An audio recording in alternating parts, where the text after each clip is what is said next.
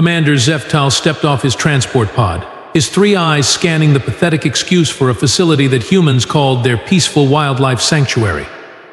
The massive Korth'ani warrior towered over the human welcoming committee, his armored exoskeleton gleaming under Earth's weak yellow sun. Behind him, his science team chittered in amusement as they observed the laughably primitive structures. "Welcome to Earth's premier wildlife exhibition," chirped a small human female with short brown hair and an unsettling smile. "I'm Dr. Maya Blackwood, your guide for today's tour. We're absolutely thrilled to show you our planet's most magnificent creatures." Science Officer Korth'ani's mandibles clicked together in what passed for laughter among his species. "Magnificent? Commander, look at this place.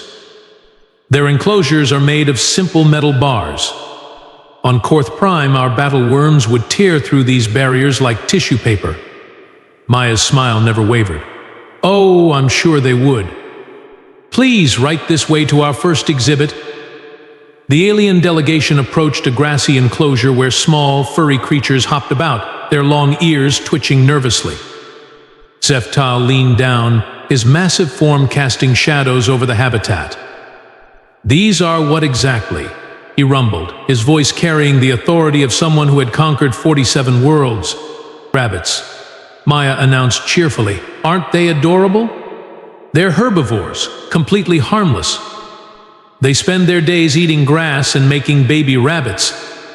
The science team erupted in laughter. Tactical Specialist Rack's oath slapped his armored thigh. "Commander, these creatures wouldn't last 5 minutes against our mining beetles. Look how they flee when we approach."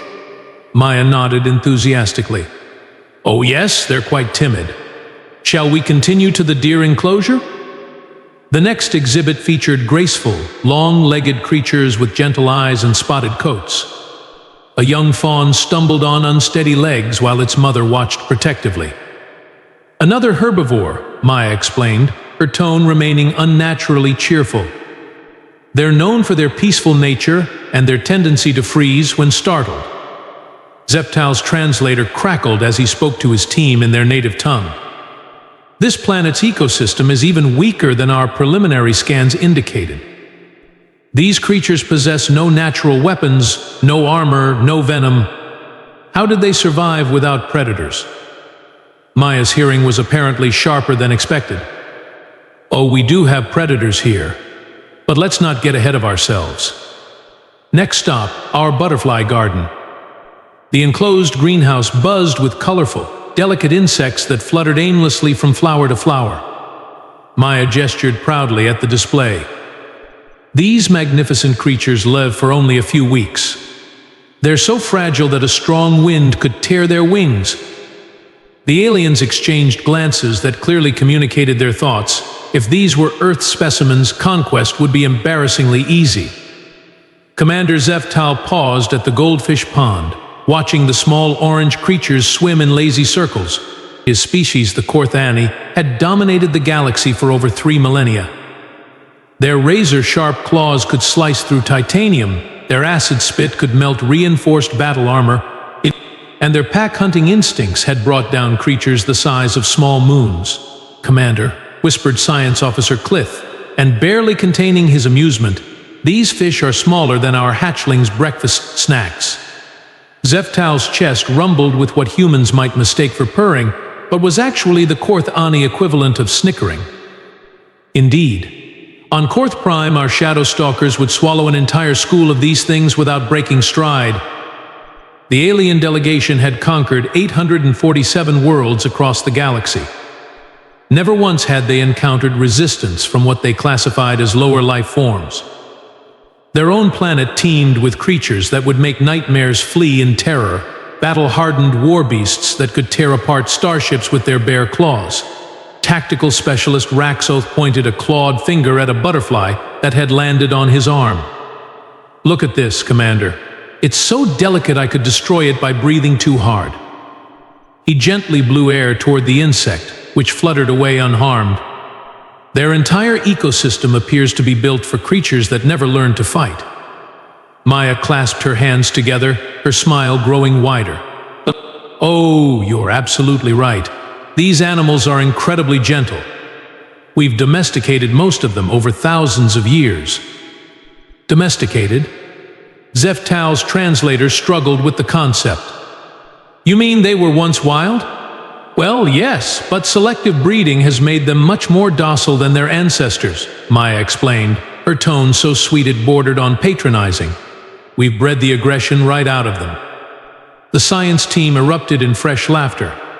Clifton wiped moisture from his optical sensors. Commander, this isn't a wildlife sanctuary. It's a kindergarten zoo. These humans keep baby animals as entertainment.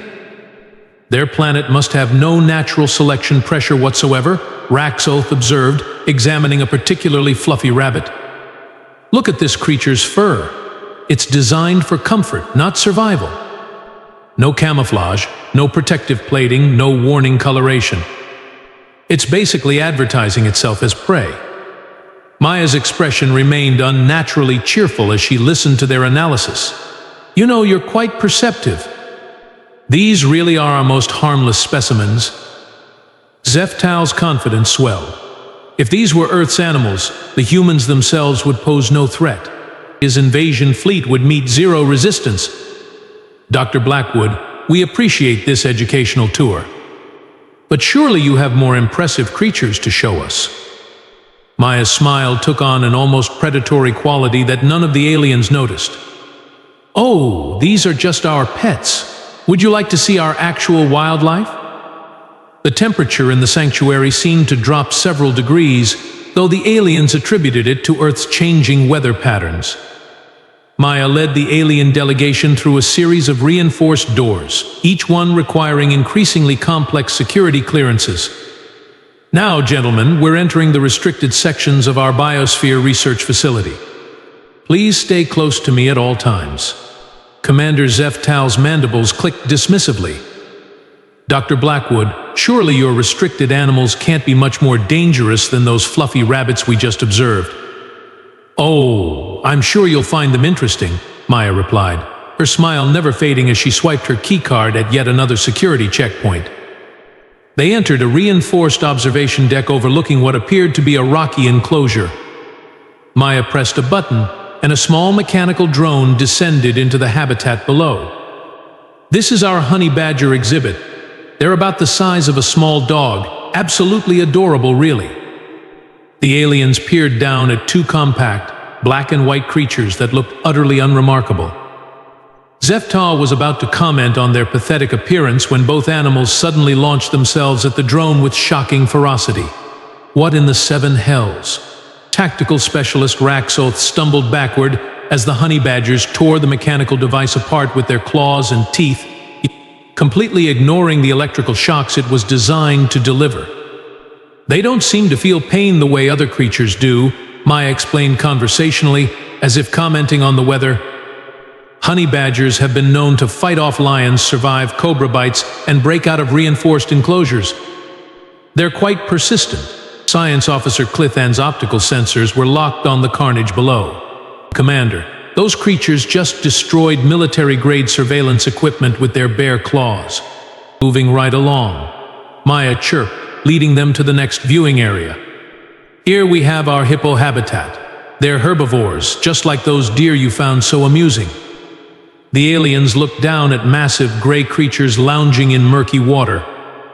They appeared slow and peaceful, occasionally yawning to reveal massive teeth. Herbivores, you said? Zeph'tal's voice carried the first hint of uncertainty. Maya nodded enthusiastically. Oh yes, they primarily eat grass. But they're a bit territorial. She pressed another button, and a steel barrier descended into the enclosure to separate the hippos from their feeding area. The nearest hippo's demeanor changed instantly. It charged the barrier with surprising speed, its massive jaws clamping down on the reinforced steel. The metal crumpled like aluminum foil.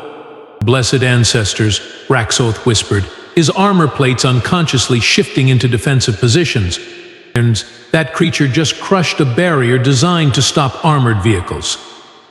They have the strongest bite force of any land animal, Maya mentioned casually as the hippo continued to demolish the steel obstacle. About 1,800 pounds per square inch. They kill more humans in Africa than crocodiles do." The aliens exchanged nervous glances. Zeph'tal's supreme confidence was beginning to develop hairline cracks. "Surely," Clithan said, his voice slightly higher than normal, "these are your most dangerous specimens?" Maya's laugh was like silver bells. "Oh my, no. These are still considered relatively safe. Now let me show you our Cassowary enclosure." The next habitat housed what looked like a large, colorful bird with a bony crest on its head. It stood nearly as tall as a human and regarded the aliens with intelligent, predatory eyes. "This is just a bird," Zeph'tal stated, though his voice lacked its earlier certainty. "Indeed," Maya agreed. "They're flightless birds from Australia, completely natural, no genetic modification whatsoever." The cassowary suddenly kicked at the reinforced wall of its enclosure. The impact left a crater in the concrete, and hairline fractures spread across the surface. "Their kicks can break bones through body armor," Maya explained, as calmly as if discussing the weather. "Those claws can disembowel a fully grown human in one strike. They're considered the world's most dangerous bird." The alien delegation stood in stunned silence, watching the cassowary examine its handiwork with apparent satisfaction. Maya's keycard opened the final door with a satisfying beep. "Now for my personal favorite exhibit. Our underwater viewing chamber offers a unique perspective on Earth's marine life." The aliens followed her into a dimly lit tunnel that curved downward into darkness. Emergency lighting cast eerie shadows on the reinforced walls, and Commander Zeph'tal noticed that the construction was far more robust than anything they'd seen in the surface exhibits. "Dr. Blackwood," Science Officer Clithan's voice carried a nervous edge. "Exactly how deep does this tunnel go?" "Oh, not very deep at all. Only about 200 meters below sea level. We wanted to give our visitors a taste of the shallow water ecosystem." The tunnel opened into a massive underwater viewing chamber with floor-to-ceiling transparent aluminum windows. The aliens pressed against the glass, peering into the murky blue depths beyond. "The visibility isn't great today," Maya apologized, "but I think you'll still find our residence fascinating." A shadow moved past the window, sleek and predatory. Then another. Within moments, the water around them teemed with torpedo-shaped creatures, their black eyes fixed hungrily on the viewing chamber. "Great white sharks," Maya announced cheerfully. "They're about 4 to 6 meters long, with rows of razor-sharp teeth designed for tearing flesh. They can smell blood from several kilometers away." Tactical specialist Rax Oath stumbled backward as one of the massive predators glided directly toward the window, its mouth opening to reveal rows of serrated teeth. "Commander, that creature is larger than our assault shuttles." "And they're excellent swimmers," Maya continued, as if discussing household pets. "They can reach speeds of up to 50 kilometers per hour underwater. Of course, they're just one of many species down here." The water suddenly went dark. Something enormous blotted out what little light filtered down from above. Tentacles the size of tree trunks pressed against the viewing window, each one lined with circular suckers the size of dinner plates. Giant squid. Maya clapped her hands together in delight. "This one's actually quite young, probably only about 10 meters long. The adults can reach 18 meters and weigh over a ton." Zeph'tal's translator crackled as he spoke in his native tongue, his voice barely a whisper. "Commander, our exoskeletons are designed for atmospheric combat. They're not rated for deep water pressure." "The tentacles are incredibly strong," Maya was saying, apparently oblivious to the aliens' growing terror. "They can crush steel with those suckers. And see those hooks? They're designed to hold onto struggling prey." The squid's massive eye, larger than a dinner plate, fixed on the viewing chamber. Its pupil contracted as it studied the creatures inside. "Sweet merciful void," Clithan breathed. "That eye is showing active intelligence. It's studying us." Maya nodded approvingly. "Oh yes, squids are remarkably intelligent. They're problem solvers, escape artists, and incredibly efficient hunters." The squid drifted away, revealing other nightmare creatures in the depths. Anglerfish with bioluminescent lures and mouths full of needle-sharp teeth. Barracuda with razor-filled maws. Creatures that looked like they'd been designed by a committee of demons. Dr. Blackwood, Raxoth's voice was barely steady. Please tell me these are your largest marine predators. Maya's laugh was like wind chimes in a hurricane. Oh my, no. These are what we consider medium-sized ocean dwellers. The really big ones live in the deeper trenches. As if summoned by her words, the water began to vibrate. A deep, resonant sound filled the chamber, so low it was felt more than heard. The aliens' exoskeletons began to rattle in harmony with the mysterious call. What in the name of the seven hells is that? Zeph'tal demanded, his earlier confidence now completely shattered. Blue whale song, Maya replied, her smile growing impossibly wider. They're the largest animals that have ever lived on Earth. About 30 meters long, weighing up to 200 tons. The shadow that passed over them wasn't a shadow at all. It was a living creature so massive it blocked out the sun filtering through the water above. The blue whale moved with impossible grace for something so enormous, its eye briefly visible through the window as it passed. Commander, Raxoth whispered, that creature is larger than our mothership. Maya nodded enthusiastically. And they're vegetarians. They eat tiny little shrimp called krill. Completely harmless, really. The alien delegation stood in stunned silence, watching the Leviathan disappear into the blue depths, finally understanding that they were no longer at the top of any food chain. Maya led the traumatized alien delegation away from the underwater viewing chamber, their footsteps echoing in the reinforced tunnel. I hope you enjoyed our marine exhibit. But now, let me show you something truly special. Our microbiology laboratory. Commander Zeph'tal's three eyes darted nervously as they entered a sterile white room filled with microscopes, petri dishes, and containment units. After witnessing creatures that could crush their mothership, he wasn't sure his psyche could handle any more revelations. Dr. Blackwood, Science Officer Klithan's voice trembled. Surely microscopic life forms pose no threat to advanced civilizations like ours? Maya's smile could have powered a small city. Oh, you'd be surprised. Here, let me show you some of our more interesting specimens. She gestured to a large display screen connected to an electron microscope. The image showed tiny, seemingly harmless organisms floating in what looked like ordinary water. These are common bacteria found in any puddle on Earth. Perfectly normal, really. Each drop of pond water contains millions of them. Tactical specialist Raxoth leaned closer to examine the screen. They appear insignificant. Surely these pose no danger to beings with our advanced immune systems? Well, Maya said, adjusting the microscope settings, that depends on the species. This particular strain is called necrotizing fasciitis. It's a flesh-eating bacteria that can kill a human in 48 hours. The aliens recoiled as if the screen had burst into flames. Flesh-eating? Zeph'tal's translator struggled with the concept. You mean it consumes living tissue? Oh yes, it spreads incredibly fast, dissolving skin, muscle, and fat. Very efficient, really. And this is just one of thousands of bacterial species that call Earth home. Maya switched to another sample. Here we have some viruses. They're much smaller than bacteria, but equally fascinating. This one causes what we call influenza. The screen showed crystalline structures that looked almost beautiful in their geometric perfection. These tiny things killed 50 million humans in 1918, Maya continued conversationally.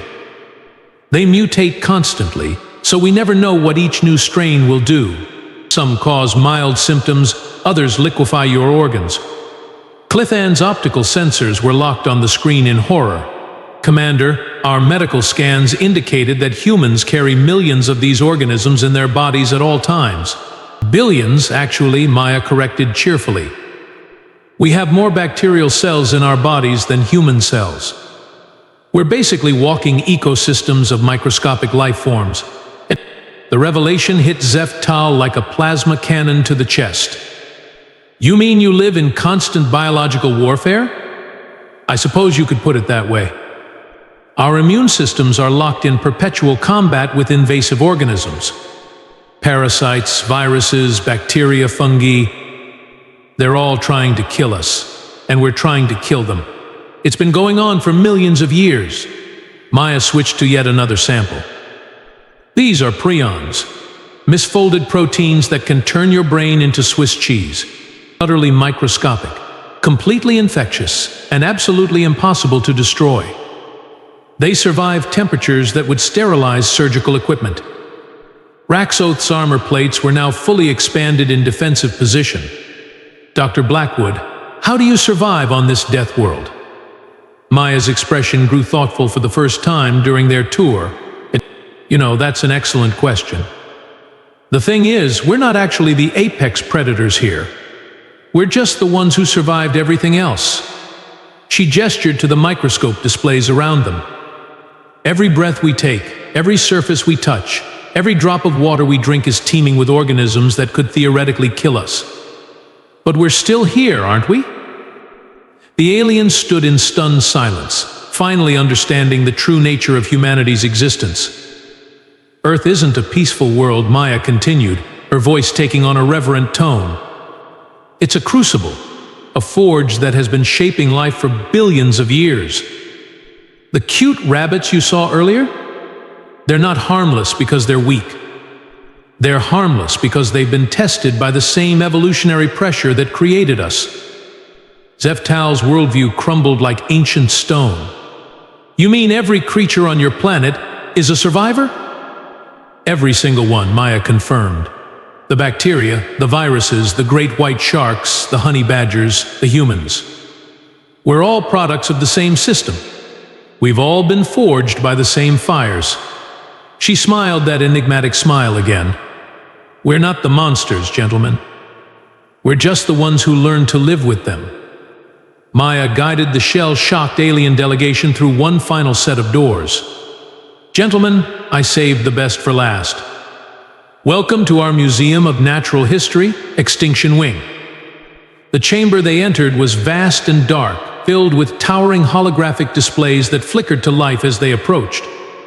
Commander Zeph'tal's three eyes struggled to process what he was seeing as massive skeletal forms materialized in the air around them. This is our paleontology department, Maya announced, her voice echoing in the cathedral like space. Here we preserve the memory of Earth's former residents.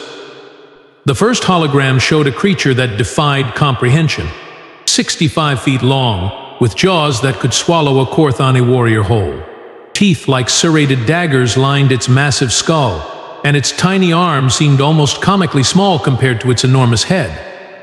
Tyrannosaurus Rex, Maya said fondly, as if introducing an old friend. It lived about 66 million years ago, 12 tons of pure muscle and appetite. Those jaws could crush a car with a single bite. Science officer Clithan's optical sensors tracked the holographic predator as it moved through a simulated hunt. Commander, that creature is larger than our main battle tanks. T-Rex wasn't even the biggest, Maya laughed. Spinosaurus was longer, Giganotosaurus had a stronger bite, and Carcharodontosaurus had even nastier teeth. But they're all gone now. She waved her hand, and the display shifted to show massive cats with sword-like fangs protruding from their skulls. Saber-toothed cats. These beauties ruled the Americas until about 10,000 years ago. Those canine teeth could pierce through bone like it was soft cheese. Tactical specialist Raxoth's armor plates were rattling audibly now. Dr. Blackwood, what happened to these monstrous predators? Maya's smile took on an almost sad quality. Climate change, mostly. Ice ages, volcanic eruptions, asteroid impacts. Mass extinction events that wiped out entire ecosystems. The hologram shifted again, this time showing an underwater scene.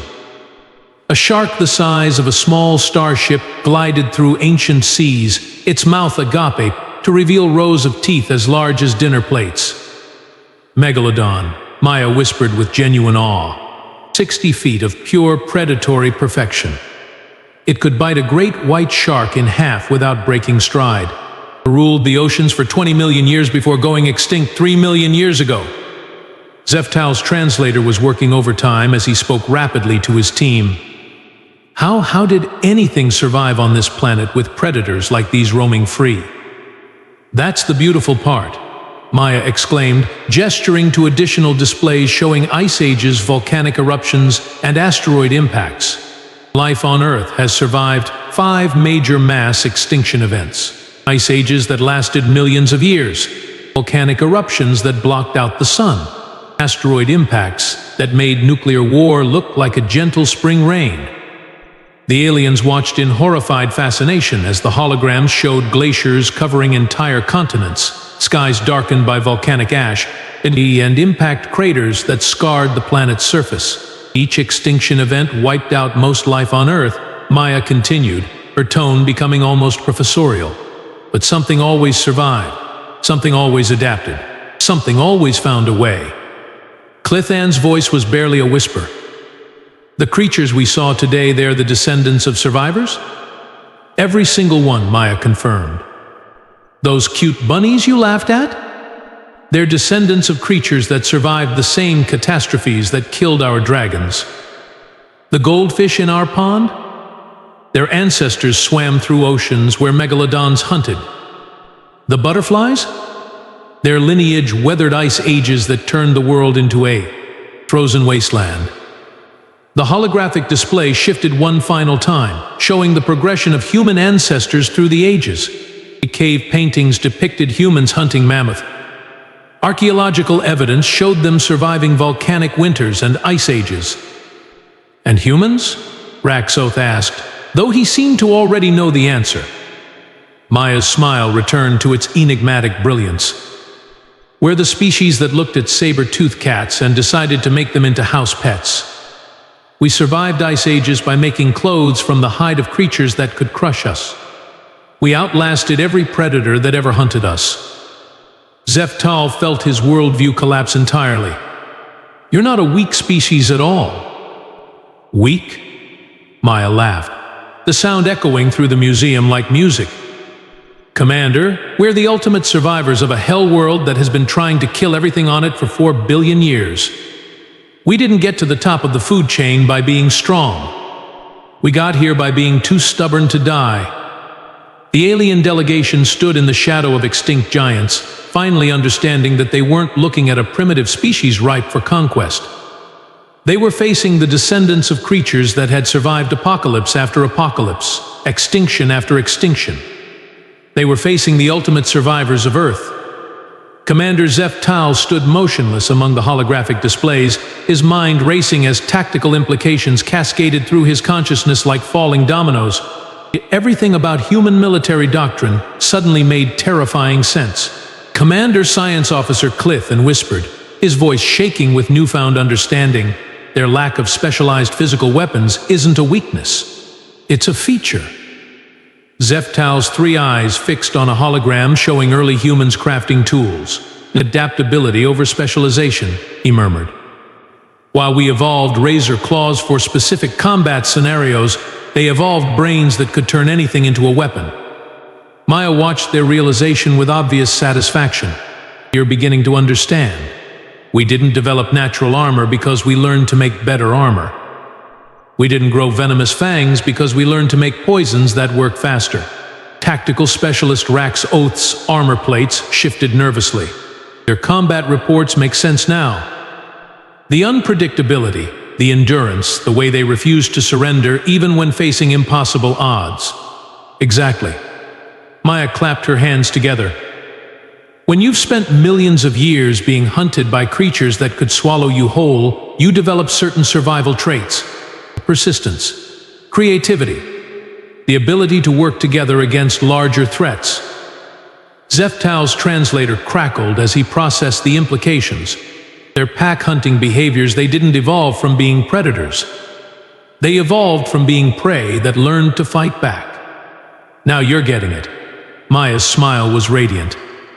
We're not alpha predators who conquered through strength. We're persistence hunters who conquered through sheer bloody-minded refusal to give up. The alien commander's confidence, already shattered by the earlier revelations, now completely evaporated as military strategy realigned itself in his mind. Dr. Blackwood, the animals we've seen today, surely these represent the full extent of Earth's biological arsenal. Maya's laugh was like crystal breaking. Oh my, no. These are just our wild animals. I haven't even shown you our military companions yet. She gestured to a new holographic display showing dogs in military gear, their eyes alert and intelligent. War dogs, bred for thousands of years to hunt, track, and attack on command. They can detect explosives, track enemies across continents, and fight to the death protecting their human partners. The display shifted to show massive eagles soaring through mountain passes. Golden eagles. We've trained them for warfare since ancient times. They can spot targets from kilometers away and strike with talons that can crush bone. Clithan's optical sensors were fixed on the predatory birds. You've weaponized flying creatures? Oh, that's nothing, Maya waved dismissively. We've weaponized insects too. Bees as biological weapons, wasps for targeted assassinations, ants for infrastructure sabotage. Really, once you understand that every creature on Earth is a battle-tested survivor, the military applications become obvious. Zeph'tal's hand moved unconsciously to his communication device. His invasion fleet was still in orbit, waiting for his signal to begin planetary assault. Of the signal that would never come. "Racks off," he whispered in their native tongue. "Send an encrypted message to the fleet. Full retreat. Maximum stealth protocols." "Commander?" Rack's oath's confusion was evident. "We haven't begun our assessment of human military capabilities." "But we just completed it," Zeph'tal replied grimly. "We're not looking at a primitive species with cute pets. We're looking at a weaponized ecosystem run by the galaxy's ultimate survivors." Maya's enhanced hearing caught their whispered conversation. "Oh, are you leaving so soon? I was hoping to show you our weapons testing facility next. We're always interested in learning new military techniques from other species." The threat was delivered with such cheerful innocence that it took several seconds for the aliens to process the implications. "Dr. Blackwood," Zeph'tal said carefully, "we appreciate your hospitality. But we have urgent business elsewhere in the galaxy." "Of course. Safe travels, Commander. Oh, and do spread the word about Earth's wildlife sanctuary. We'd love to host more interstellar visitors." Within hours, encrypted warnings began flooding through alien communication networks across the galaxy. Messages bearing urgent classifications spoke of a deceptive death world inhabited by biological nightmares and ultimate survivor species. The Galactic Council added Earth to their official Do Not Approach registry within 48 hours. Maya Blackwood's final report to the Human Defense Council was brief and to the point: mission accomplished. Recommended vacation destination status successfully established. 6 months after the incident, at Earth's peaceful wildlife sanctuary, the galactic political landscape had shifted dramatically. What humans cheerfully called their tourism initiative had sent shockwaves through every civilized world from the core systems to the outer rim.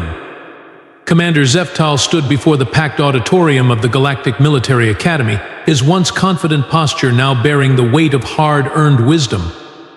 The holographic display behind him showed Earth's location, now marked with ominous red warning symbols. "Cadets," he began, his voice carrying none of its former arrogance, "today I'm going to tell you about the most dangerous planet in known space. Not because of its weapons, not because of its military, but because of what it created." In the audience, young officers from dozens of species leaned forward, their various appendages taking notes as Zeph'tal continued his now famous lecture series, Deceptive Death Worlds and the Species They Forge. "The humans appear weak because they had to be adaptable," he explained, gesturing to footage of the infamous tour. "Every creature on their planet, from the smallest insect to the largest mammal, is a battle-tested survivor of apocalyptic conditions. They don't have apex predators because everything there is an apex predator."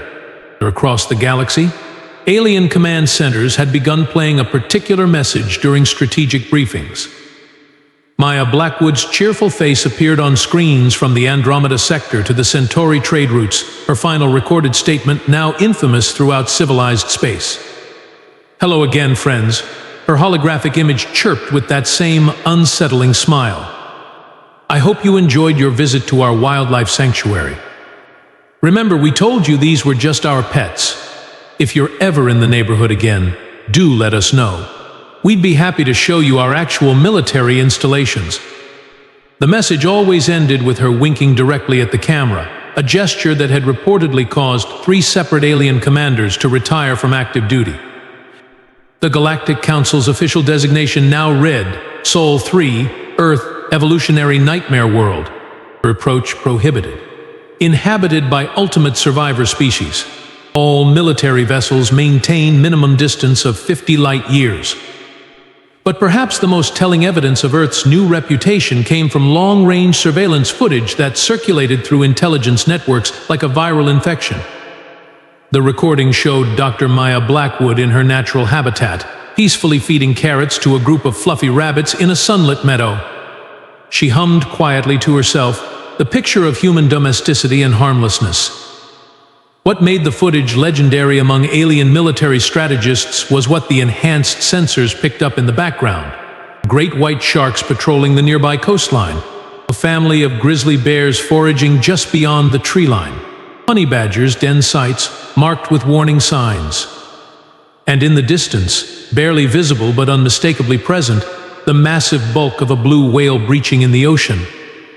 Maya finished feeding the rabbits and looked directly at the hidden surveillance drone, as if she'd known it was there all along. Her smile was gentle, almost motherly. "Sweet dreams, Galaxy," she whispered, then turned and walked back toward her facility, the rabbits hopping peacefully behind her. The footage always ended there, but alien commanders knew the truth. She wasn't walking back to a research facility. She was walking back to a fortress world that had been training ultimate survivors for 4 billion years.